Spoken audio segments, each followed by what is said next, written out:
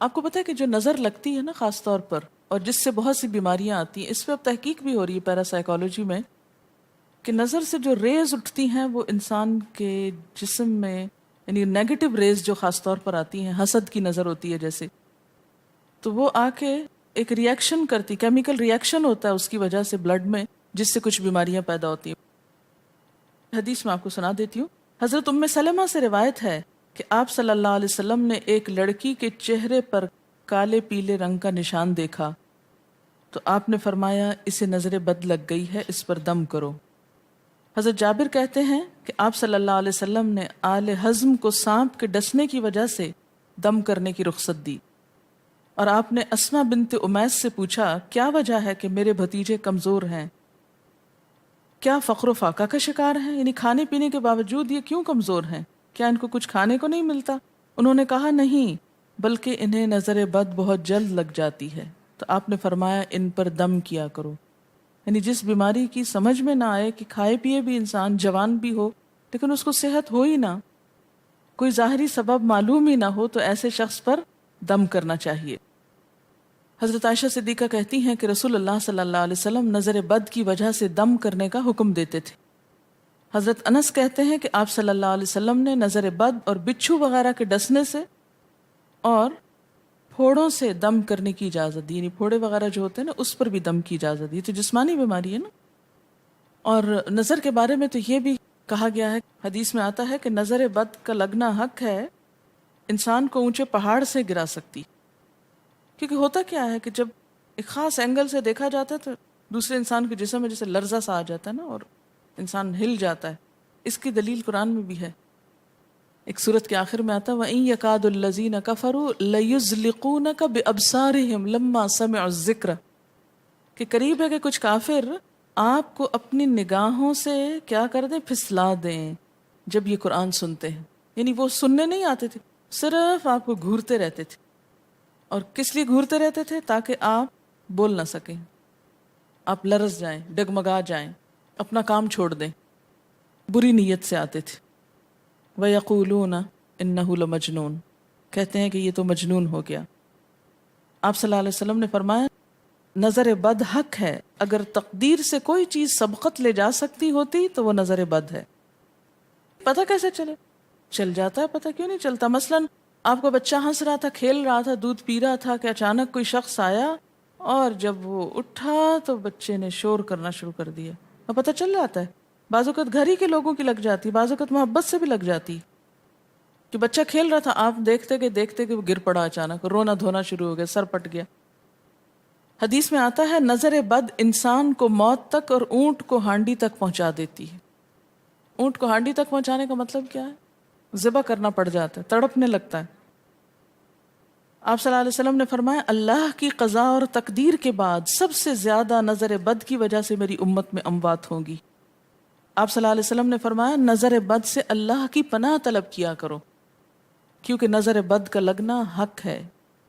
اسما بنت امیس نے آپ سے گزارش کی کہ بنو جعفر کو نظر بد لگ جاتی ہے تو کیا وہ ان پہ دم کر سکتی ہیں؟ آپ نے فرمایا ہاں، یعنی ایک عورت بھی دم کر سکتی ہے، اور اگر تقدیر سے کوئی چیز سبقت لے جانے والی ہوتی تو وہ نظر بد ہے۔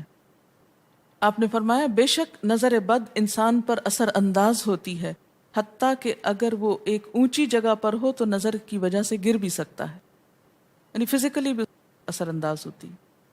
اور آپ دیکھیں کہ وہ قرآن پاک میں نہیں آتا وَمِن شَرِّ حَاسِدٍ إِذَا حَسَد، اور حاسد کی شر سے جب وہ حسد کرے، تو نظر بد ہوتی کس کی ہے؟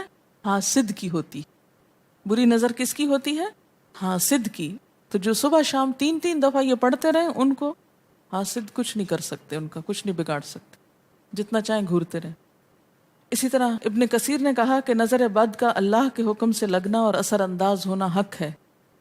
تو جب اللہ کی پناہ لیتے ہیں نا قل اعوذ برب الفلق قل اعوذ برب الناس، تو آپ نے اللہ کے پناہ لے لی، شیلٹر میں آ گئے آپ۔ اب ہر چیز بیکار ہو رہی ہے، سب نظریں وظریں، اور اگر لگتی بھی ہے انسان کو تو کس سے؟ اللہ کے اذن سے لگتی۔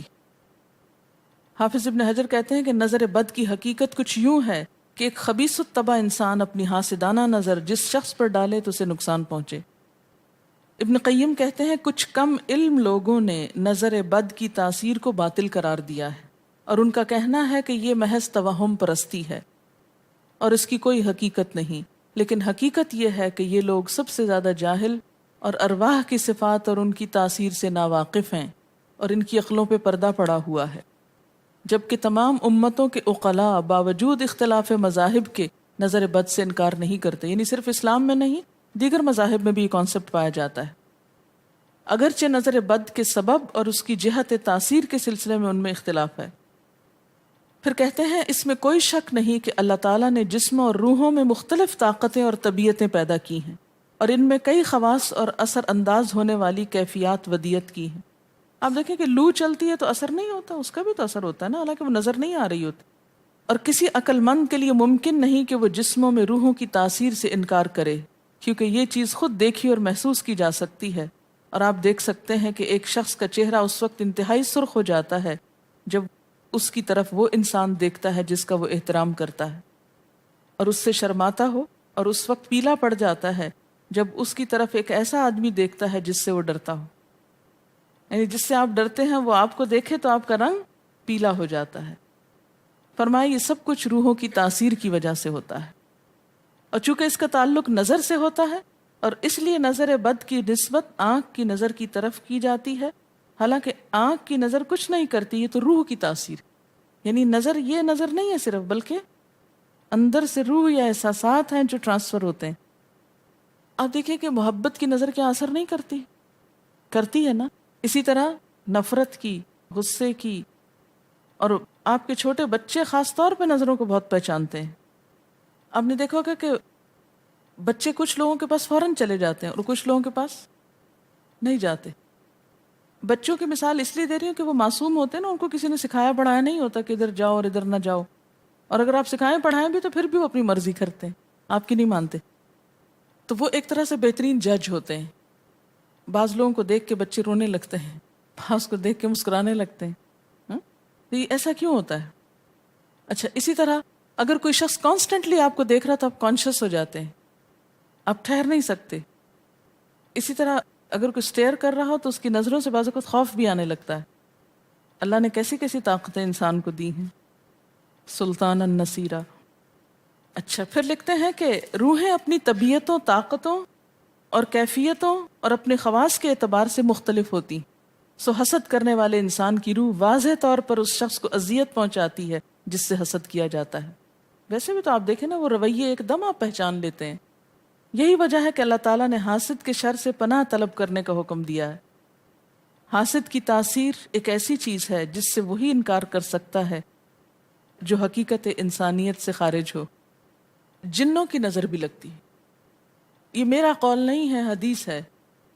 حضرت ابو سعید خدری سے روایت ہے کہ رسول اللہ صلی اللہ علیہ وسلم جنات اور انسانوں کی نظر بد سے پناہ مانگتے تھے. یعنی آپ جو پناہ مانگتے تھے بری نظر سے، وہ انسانوں کی بھی اور جنوں کی بھی. پھر جب معوذتین الفلق اور الناس نازل ہوئیں تو آپ انہی کو پڑھتے اور باقی دعائیں آپ نے چھوڑ دی تھی. یعنی قل اعوذ برب الفلق، قل اعوذ برب الناس، پھر سب چیزوں کے شر سے بچنے کے لیے کافی. یاد رکھیے بعض اوقات اپنی نظر بھی لگتی ہے، خود کو بھی نظر لگتی ہے. اسی طرح جب لباس اتارا جاتا ہے نہانے کے لیے مثلاً، تو اس وقت بھی دعا سکھائی گئی. بسم اللہ پڑھنی چاہیے، بیسیکلی بسم اللہ پڑھ کر اتارنے چاہیے. اور اس کے علاوہ اعوذ بکلمات اللہ التامات من شر ما خلق بھی پڑھ سکتے ہیں. آپ کو معلوم ہے کہ ٹوائلٹ میں جانے سے پہلے بھی دعا سکھائی گئی، کیونکہ جنات کے ٹھکانے گندی جگہوں پر ہوتے ہیں. اللہم انی اعوذ بک من الخبث والخبائث، خبیث جنوں اور خبیث جننیوں، خبائث سے تیری پناہ میں آتا ہوں. یہ دعا کیوں سکھائی گئی؟ اسی لیے کہ اگر آپ وہاں پر موجود ہیں اور خصوصاً اگر آپ بے لباس ہیں تو بھی ایسی چیزوں کی نظر بھی لگ سکتی ہے اور وہ چیزیں اثر انداز بھی ہو سکتی ہیں. اسی لیے بلا ضرورت تنہائی میں بھی بے لباس ہونے سے منع کیا گیا ہے. بعض لوگوں کی عادت ہوتی ہے نا کہ وہ نہانے بیٹھتے ہیں تو وہی کپڑے دھونے شروع کر دیتے ہیں، اور نہیں، بس فوراً اپنے آپ کو ڈھانکنے کی کوشش کریں. بلا ضرورت زیادہ دیر بے لباس نہ رہے. ایک حدیث میں آتا ہے، ابو امامہ کہتے ہیں کہ میرے باپ سہل بن حنیف نے غسل کا ارادہ کیا، اور جب قمیص اتاری تو عامر بن ربیعہ ان کی طرف دیکھ رہے تھے۔ ان کا رنگ انتہائی سفید تھا اور جلد بہت خوبصورت تھی۔ عامر نے دیکھتے ہی کہا، میں نے آج تک اتنی خوبصورت جلد کسی کنواری لڑکی کی بھی نہیں دیکھی۔ ان کا یہ کہنا تھا کہ سہل کو شدید بخار شروع ہو گیا۔ چنانچہ نبی صلی اللہ علیہ وسلم کو یہ قصہ بتایا گیا، اور آپ سے یہ بھی کہا گیا کہ سہل کی حالت یہ ہے کہ وہ سر بھی نہیں اٹھا سکتا۔ آپ نے پوچھا، کیا تمہیں کسی پہ شک ہے؟ انہوں نے کہا، جی ہاں، عامر بن ربیعہ پہ ہو سکتا ہے۔ آپ نے انہیں بلوایا اور ناراضگی کا اظہار کرتے ہوئے فرمایا، تم میں سے کوئی ایک کیوں اپنے بھائی کو قتل کرتا ہے؟ کیا تم بارک اللہ نہیں کہہ سکتے تھے؟ اس لیے اب غسل کرو، اور اس غسل کا پانی کس پہ ڈالا جائے؟ جس کو نظر لگی۔ عامر نے اپنا چہرہ، ہاتھ، کوہنیاں، ٹخنے، پاؤں اور اپنی چادر کے اندرونی حصے دھوئے، پھر اسی پانی کو آپ نے سہل کے اوپر پیچھے سے بہا دیا، یہ نہیں کہ اس کے منہ پہ ڈالنا، پیچھے سے بہا دیا، اور سہل فوراً ٹھیک ہو گئے۔ اس کا طریقہ بتایا گیا اس غسل کا۔ ابن شہاب زہری کا کہنا ہے کہ ہمارے زمانے کے علماء نے غسل کی یہ کیفیت بیان کی ہے، جس آدمی کی نظر لگی ہو اس کے سامنے ایک برتن رکھ دیا جائے، جس میں وہ سب سے پہلے کلی کرے اور پانی اسی برتن میں گرائے، پھر اپنا چہرہ دھوئے، پھر اسی پانی کے ذریعے اپنے ہتھیلیاں، دائیں ہاتھ اور ہتھیلی پہ پانی بہائے، پھر بائیں پر، اور پھر دائیں کوہنی پر، پھر بائیں کوہنی پر، پھر بائیں ہاتھ سے اپنا دایاں پاؤں دھوئے، پھر دائیں ہاتھ سے بایاں پاؤں دھوئے، اور پھر اسی طرح گھٹنوں پہ پانی بہائے، اور پھر یاد رہے کہ سارا پانی برتن کے اندر جائے، اور اس کے بعد جس شخص کو نظر لگی ہو اس کے سر کی پچھلی جانب سے وہ پانی ایک ہی بار بہا دیا جائے۔ حضرت عائشہ کہتی ہیں کہ جس شخص کو بری نظر لگتی اس کو اسی طرح غسل کروایا جاتا۔ اب بعض اوقات یہ نہیں پتہ چلتا کس کی لگی، ایسی صورت میں پھر طریقہ کیا ہے علاج کا؟ مریض کے سر پہ ہاتھ رکھ کر یہ دعا پڑھی جائے، بسم اللہ ارقیک من کل داء یؤذیک من کل نفس او عین حاسد اللہ یشفیک بسم اللہ ارقیک۔